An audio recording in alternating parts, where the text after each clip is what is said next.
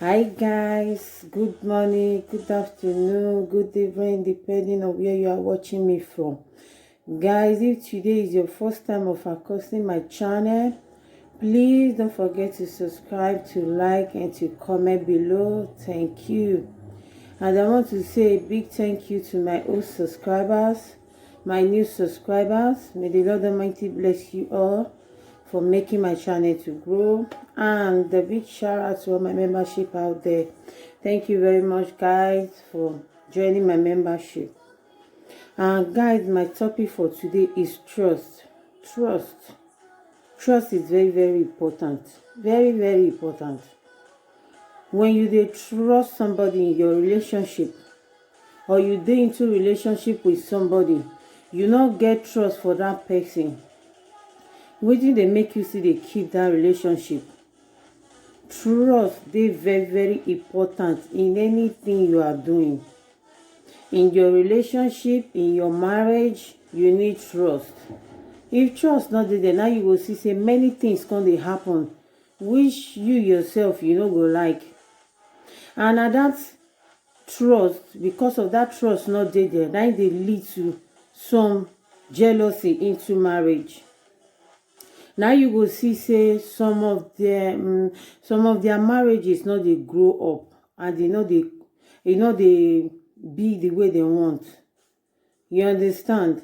They be the way they want them, and they be the way where they even think am to be. So because of say trust not dey there, now they make that thing they be like that, and which is very bad. When trust dey for your marriage, your relationship, it go dey flow well. You as a man, where you know say you not trust woman, wetin you see they do inside the relationship? Instead of you go dey at the end of the day, you go dey beat the woman every blessed day. You go dey beat the woman. Maybe the woman comot, you go beat am. The woman not go this thing, you go beat am.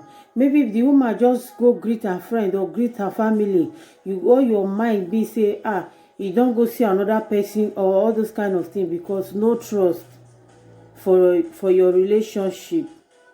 So as no trust, jealousy don dey enter.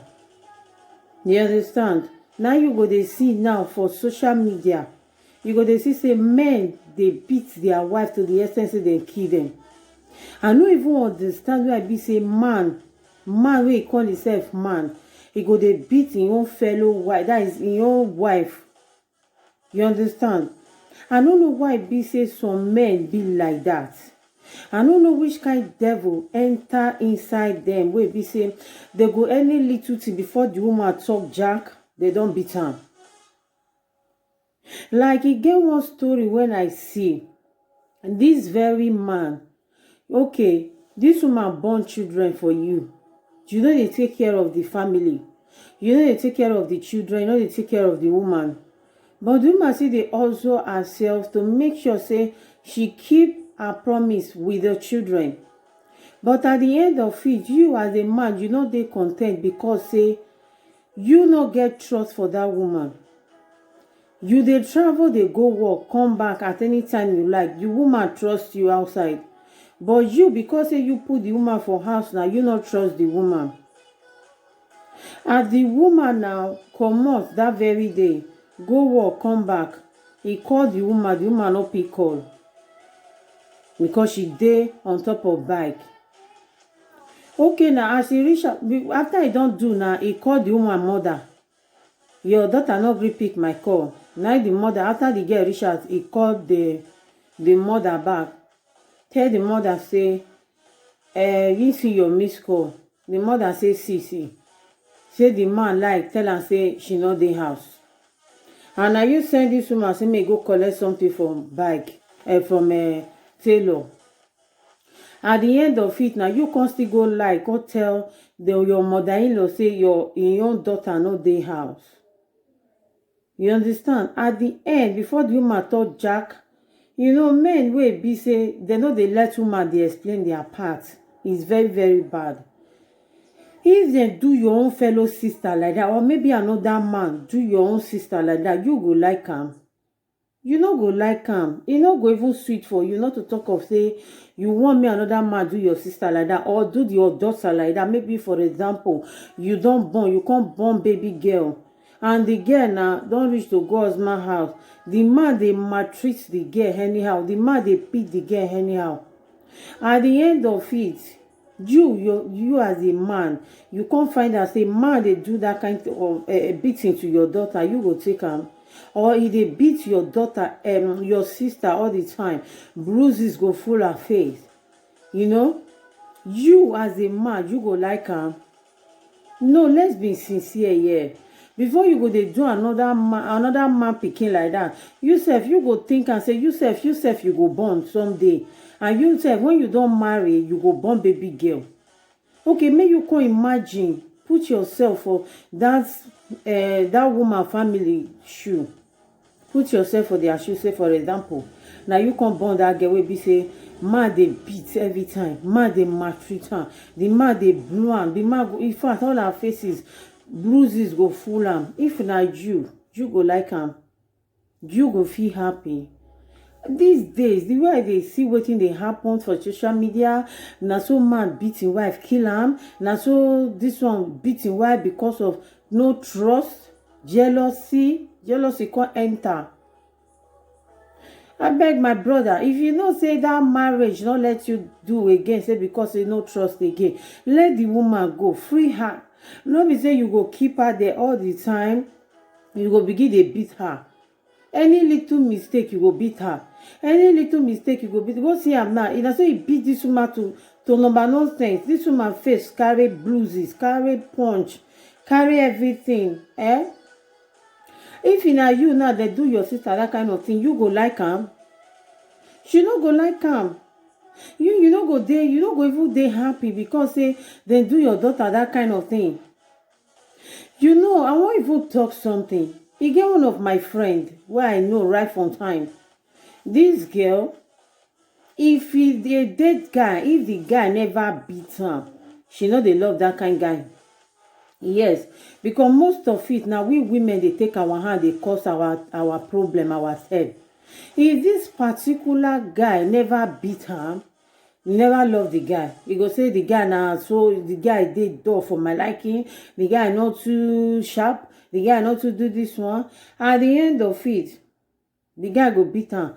The next thing, romance, backropa go happen. You know, at the end of it, two of them go begin they do their self. You go see where they go for the quarrel today. So people can't know them, they're not gonna talk good. Okay, tomorrow tell me now. And that kind of person now way like my way they beat. You can't go jump my way they punch to stupor. You can't go hit her for where you're not supposed to hit her. Waiting she won't talk. I don't know which kind spirit they possess some kind lady out there. Where you just get that pressure, say, now that person where they beat you, now you just won't stay with. You know go fit talk. Before you go talk, you don't receive slap for your face. Before you go talk, you don't receive blow. Before you go talk, you don't receive, you know, all those kind of things. Now you they see, say, many deaths they happen nowadays for social media. People they die anyhow. You will hear say this man don't kill his wife. You hear say na so this man beat his wife. You go hear say na so this man do this one. Now some women they take that thing they cause for themselves. Yes. Now some women they cause am. Because if you know the kind of man where you marry or where marry you put for house, even though say they shout, say they talk. I know say yes, sometimes we women know our mouth to get as it be. But not to the extent it go make that man raise up his hand and beat his wife. It's not good. It dey very bad. Mona stop am, men. Mona stop am. If una dey get that habit, una till they beat una wife to the extent of that woman die. Okay, tomorrow now, like some women go say, I want beer because of children. I want beer because of children. Man, they bear am. I beg my sister, you bear, you not bear. The day when the man go send you to your early grave, that day you go know say your children wey you say you dey bear for or wey you wan suffer for, your children go come there, another woman go dey take care of your children. The man wey don take you go early grave don dey live in life again. You dey there, you dey receive beating from one place to another, one every blessed day to another. Why be say your children, another woman go dey take care of them? You don't go that time. You don't pass away. That's another life, another world you can't dey live. So make we dey think, we women, make we sit down, make we think am very well. Because this kind of this thing wey be say dey happen for social media every blessed day, they no dey give una sense. You know they give una sense. Wey be say una any little thing, una go give una self to man to beat. Any little thing now give women, make we stand up, make we wake up, make we, if una dey sleep before, una wake up. E no good. Wey at the end, man go dey beat you like say you be punch of stoof, be punch of, I know na someone to describe am, or you be bag of garri wey be say e go just dey beat you at any given time. Man let you know one thing, any man wey dey beat you, know say that man no love you. Yes. Because any man wey love you sincerely can never raise his hand on you, no matter the jealousy. And you know, say men wey dey beat woman, na right from their childhood. Na wetin they don't see, na wetin they don't come about, na how they say grow up. How they say grow up, now they come jam. Wey be say maybe their papa and their mama they fight for their present, they set blow. The next thing papa go punch in mama face. The next thing he go beg in mama, everything don't forget. But we no fit use that same time, take compare this time where we dey. Yes, we no fit. Because that time our mama then they bear. They say na who wear shoe, I know where they pain am. If you wear your shoe, you know where they pain you. I bet take action, remove the shoe. Wear another one. No go early grave because say you want take care, you want suffer for children. You understand? All these things, killing, death, now so this husband kill this one, now so the husband kill his wife, now so the husband kill his wife. It is sweet now for here. Women wake up, mona wake up. Mona wake up. If it be say now something that they tie you for inside the husband house, say no to it now. You know if it dey for inside husband house, they die in silence. It's not possible. Talk out like me. Hey, I dey talk am. When you talk out, you go know say yes. You talk it. You don't talk everything out. Not be say because of the one thing you go dey keep am for yourself. You go dey swallow and the man go dey beat you. The man go dey beat you. You go dey chop that pains there because no trust again. Any man wey don't raise hand dey beat woman, you go know say that man not get trust. Wetin you see they do for there? Pack your bag and baggages comot. No trust again. From trust, jealousy don't enter. From jealousy, another thing don't enter. Because you see that trust and jealousy, devil don't already sow that seed there. Because the way devil take handle marriages these days is very, very bad. So make we wake up. Make we dey pray for ourselves and our marriage.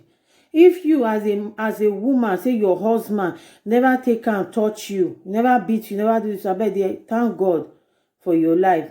Because this kind of thing will be say they happen these days, social media, the husband killing wife, this one beating wife, so he giving wife injury, you can't get internal injury for yourself. Me, I no fit like me I dey talk my own mind. I no go fit. You understand? So now that one I say make I come talk to us this morning. Make me hear because of what they happen. You understand? All right, people. I love you all.